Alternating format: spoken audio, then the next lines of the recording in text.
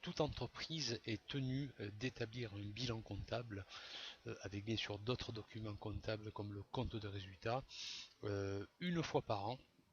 En règle générale, c'est à la fin de l'exercice comptable qui, en principe, s'achève au 31 décembre.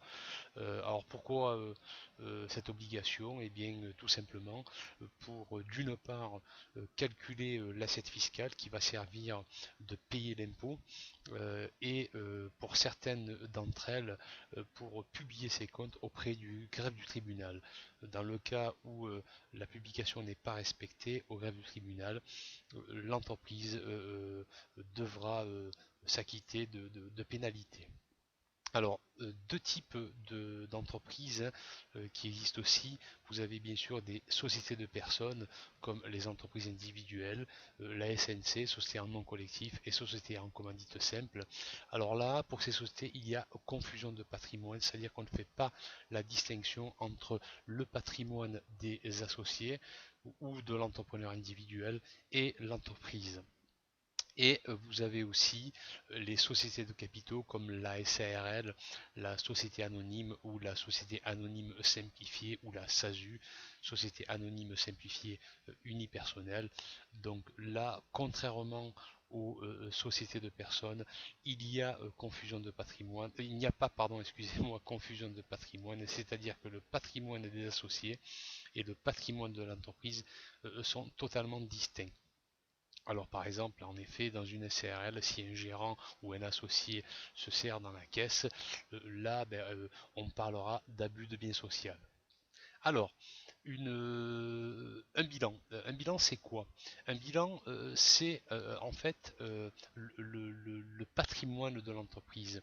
En tout cas, le bilan va rassembler le patrimoine de l'entreprise. Ce qu'il faut savoir aussi, c'est que on va plutôt parler de patrimoine net.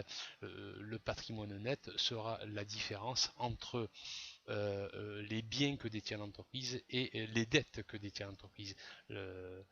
En effet, hein, comme toute personne physique, lorsque vous voulez acheter par exemple une maison, et si vous contractez un emprunt auprès de votre banquier, la maison vous appartiendra définitivement le jour où vous paierez la dernière échéance de l'emprunt.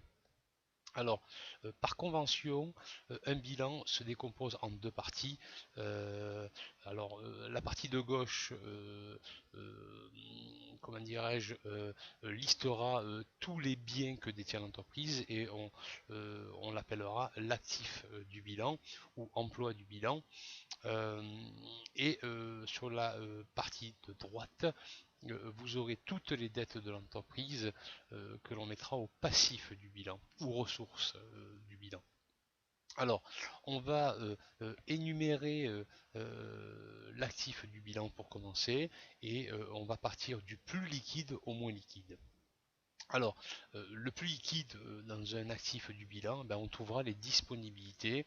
Vous aurez trois grandes familles. Vous aurez bien sûr les banques, la caisse et les VMP. VMP, valeurs mobilières de placement, regroupant éventuellement des SICAV monétaires, des comptes à terme ou aussi des titres de participation si ces titres sont détenus à titre purement spéculatif.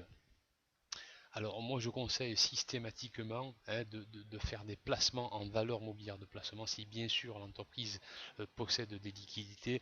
Pourquoi? Ben, c'est très simple, c'est pour au moins neutraliser l'effet de l'inflation. Donc ces comptes seront comptabilisés dans la classe 5. Autre actif immobilisé, vous avez les actifs circulants. Alors les actifs circulants, c'est quoi? Ben, ça va être majoritairement les clients. Hein, en effet, en général, les entreprises accordent des délais de paiement à ses clients. Et les factures qui ne sont pas encore honorées par ces clients se retrouveront dans le bilan de l'entreprise. Vous pouvez aussi avoir d'autres types de créances comme une créance sur l'État. Ben, vous pouvez avoir par exemple un crédit de TVA ou un crédit d'impôt société comme le Caribac. Vous avez aussi des stocks, hein, les stocks qui ne sont pas encore vendus à la clientèle. Alors comptablement parlant, les clients et les autres créances se comptabiliseront plutôt dans une classe 4 et les stocks se comptabiliseront dans une classe 3. Alors vous avez aussi des actifs immobilisés, ce sont tous les biens qui ne sont pas destinés à être revendus. Vous aurez trois types d'actifs immobilisés, des actifs incorporels comme c'est des actifs qui ne sont pas palpables, hein, comme les brevets, les licences. Vous aurez aussi des actifs immobilisés corporels. Contrairement aux incorporels, ces actifs sont palpables, hein. Vous aurez par exemple du matériel de bureau, du matériel de transport, du matériel informatique. Et vous aurez aussi en actifs immobilisés des actifs financiers comme des titres de participation ou les prêts que vous accordez à vos salariés. Alors il est bien évident que ces actifs immobilisés en règle générale ont une durée supérieure à un an. Alors ces actifs se comptabiliseront dans une classe 2. Alors passons au passif. En termes de passif et en termes de dette, l'entreprise peut avoir des disponibilités négatives et ces disponibilités négatives euh, euh, seront symbolisées par des découverts bancaires. Alors, au même titre qu'à l'actif, les disponibilités négatives se comptabilisent dans une classe 5. Alors, vous avez aussi des dettes à court terme. Que pouvons-nous avoir comme dette à court terme? Vous avez des fournisseurs, hein, au même titre que lorsque vous consentez des crédits à vos clients, il est préférable que vous demandiez à vos fournisseurs des délais de paiement, hein. Nous verrons dans un prochain tutoriel la notion de besoin en fonds de roulement afin de mieux gérer sa trésorerie. Il est souhaitable de maîtriser le besoin en fonds de roulement. Alors, en termes d'autres dettes à court terme, vous aurez aussi des charges sociales et fiscales. J'entends par charges sociales et fiscales des, des cotisations URSSAF, hein, que vous serez amené à payer à l'URSSAF, hein, si bien sûr vous avez des salariés. Vous aurez aussi le pôle emploi ainsi que les retraites complémentaires, et je ne parle que des charges sociales obligatoires. Et des charges fiscales. Vous pouvez avoir aussi des charges fiscales comme l'impôt société, la CET, hein, la contribution économique et territoriale. C'est une taxe qui a remplacé la taxe professionnelle. Par exemple aussi, vous pouvez avoir la taxe d'apprentissage, le 1% de construction, etc., etc. Alors, ces comptes seront comptabilisés dans une classe 4. Vous avez aussi des emprunts. Alors, en effet, une entreprise, pour financer un actif immobilisé ou pour financer sa croissance, peut être amenée, si bien sûr elle n'a pas les fonds nécessaires, à emprunter auprès de sa banque. Il est même parfois préférable d'emprunter, même si la société a des disponibilités en banque. On parlera plutôt d'effet de levier, mais encore sur ce point, je l'aborderai dans un autre tutoriel.